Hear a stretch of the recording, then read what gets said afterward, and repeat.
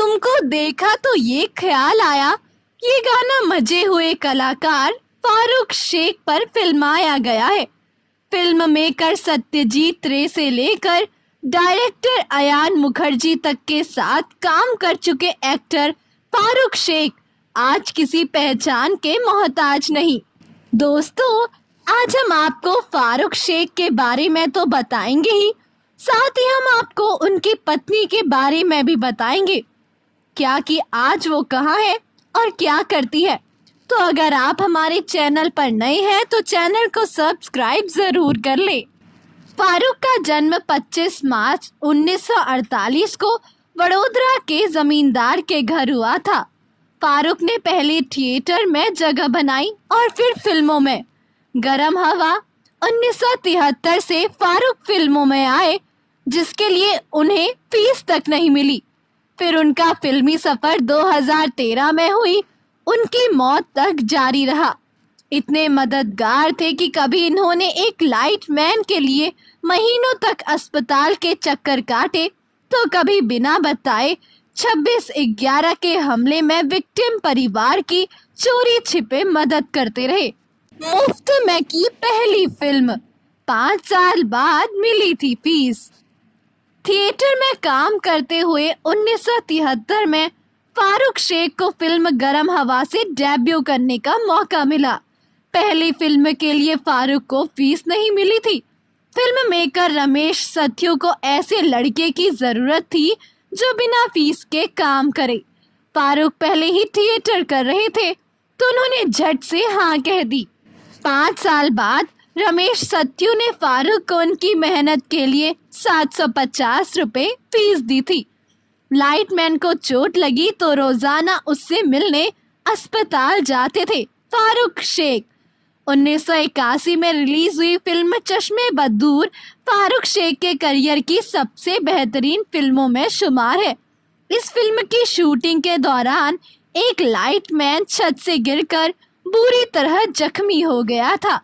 Lightman को अस्पताल पहुंचाने के बाद पूरी यूनिट अपने काम में लग गई। कुछ दिनों बाद पता चला कि फारूक शेख रोजाना ना सिर्फ उस लाइटमैन से मिलने जाते थे, बल्कि उन्होंने इलाज का पूरा खर्चा भी उठाया था। मुंबई के ताज होटल में आतंकवादियों के हमले के बाद कई परिवार वालों ने अपनों को खोया था। इस हमले से कामले परिवार को भी खूब नुकसान हुआ। राजन कामले नाम का एक आदमी ताज होटल में मेंटेनेंस का काम करता था, जो एक गेस्ट को बचाते हुए हमले में मारा गया। उसके पीछे पत्नी श्रुति कामले और 2 बच्चे अकेले बढ़ गए। जब एक दिन फारूक शेख ने अखबार में ये खबर पढ़ी तो इन्हें बहुत दुख हुआ। उन्होंने सीधे अखबार में कॉल कर उनके परिवार की डिटेल्स ले ली और कहा कि इस बात को राज रखा जाए। फारूक हर महीने श्रुति कामले के घर पैसे भेजते थे और हर साल उनके बच्चों की फीस भरते थे। सालों तक श्रुति कामले इस बात से अनजान थी कि उनकी आर्थिक मदद कौन करता है। जब 2013 में फारूक का निधन हुआ तो श्रुति को इस बात की जानकारी मिली कि उनकी मदद इतने बड़े स्टार करते थे। फारूक शेख को हमेशा ही सफेद चिकनकारी कुर्ते में देखा जाता था। ये उनका आइकॉनिक लुक था। ये इतने जमीनी व्यक्ति थे कि इन्होंने 30 सालों तक सिर्फ एक ही जगह से एक ही तरह का कुर्ता खरीदा। फारूक शेख सेवा self employed women's association Lucknow से ही कुर्ते खरीदते थे, जिसे रूना बनर्जी चलाती थी। 30 साल में कभी फारूक ने कुर्ते के लिए मोल भाव नहीं किया और असल रकम से हमेशा 500 रुपए ज्यादा दिए। कहते थे ये 500 रुपए कारीगर को दे देना। उनके हर कुर्ते की कीमत 2500 से 3000 तक की होती थी।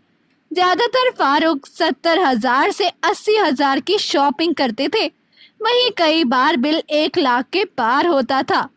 फारूक शेख एक कुर्ते की धुलाई में ही साल में 20,000 रुपए खर्च करते थे। एक बार फारूक दुबई जा रहे थे। उन्होंने जल्दबाजी में अपने रिश्तेदारों के लिए भी कई कुर्ते खरीदे। उन्हें निकलने में देर हो रही थी तो उन्होंने जेब से ब्लैंक चेक निकाला और रूना जी को पकड़ा दिया। कहा, जो रकम हो भर लो। रूना जी ने कहा, अगर मैं ज्यादा रकम भर लूं तो? फारूक ने हंसते हुए जवाब दिया, ऊपर जवाब देना पड़ेगा रूना जी। फारूक शेख खाने पीने के बड़े शौकीन थे। वो जब भी कोलकाता जाते थे, वहाँ की मशहूर मिष्टी दोई फिल्म डायरेक्टर साई परांजपे के लिए ले जाते थे। एक बार फारूक फ्लाइट से मुंबई लौट रहे थे।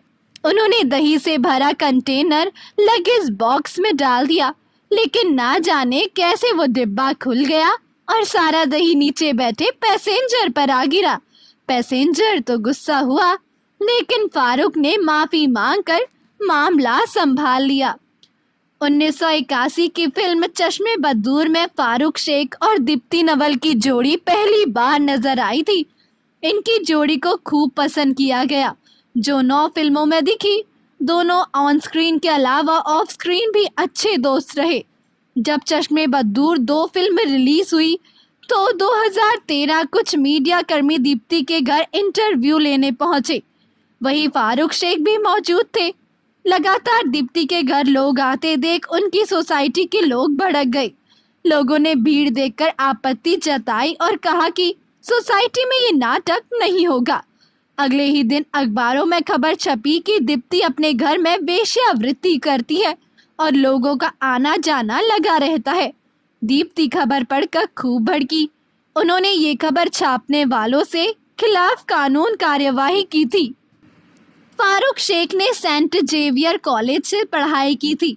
उनकी मुलाकात कॉलेज के दिनों में रूपा जैन से हुई और दोनों को एक दूसरे से प्यार हो गया। दोनों करीब 9 सालों तक रिलेशनशिप में रहे। दोनों के दोस्त और परिवार वाले भी इस रिश्ते से वाकिफ थे। फारूक शेख के परिवार को तो रिश्ते से ऐतराज नहीं था, लेकिन रूपा के घर वाले फारूक की कमाई को लेकर चिंतित रहते थे, क्योंकि वो इन दिनों सिर्फ थिएटर से ही मामूली कमाई करते थे। रूपा से शादी करने से पहले फारूक ने खुद को बतौर एक्टर स्थापित किया, जिसके बाद दोनों के परिवार वालों ने राजी खुशी उनकी शादी करवाई। इस शादी से फारूक को 2 बेटियां सना और शाइस्ता हैं।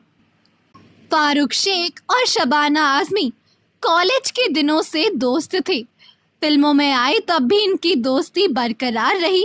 एक दिन फारूक शबाना के साथ सैर करते हुए उन्हें एक भिखारी मिला। फारूक ने जेब से 50 पैसे निकालकर उसे दे दिए। जाते जाते भिखारी ने दोनों को पति पत्नी समझते हुए दुआ दी, खुदा आपकी जोड़ी हमेशा सलामत रखे। फारूक ने ये सुनते ही कहा, अगर ऐसे ही बद्दुआ देनी है तो मेरे पैसे वापस कर दो। खैर, ये तो फारूक के मजाक करने का एक तरीका था, क्योंकि दोनों की दोस्ती 45 सालों तक सलामत रही। 28 दिसंबर 2013 को फारूक शेख का हार्ट अटैक से निधन हो गया। फारूक स्वस्थ थे और अपने परिवार के साथ हॉलिडे मनाने गए थे। मौत के बाद उनके शव को मुंबई लाया गया था, जहां 30 दिसंबर को उनका अंतिम संस्कार हुआ। उनकी कब्र 4 बंगला अंधेरी वेस्ट में उनकी मां की कब्र के ठीक बाजू में बनाई गई थी। तो दोस्तों, अभी के लिए बस इतना ही। मिलते हैं अगले वीडियो में। तब तक आप अपना ध्यान रखिए। Bye bye.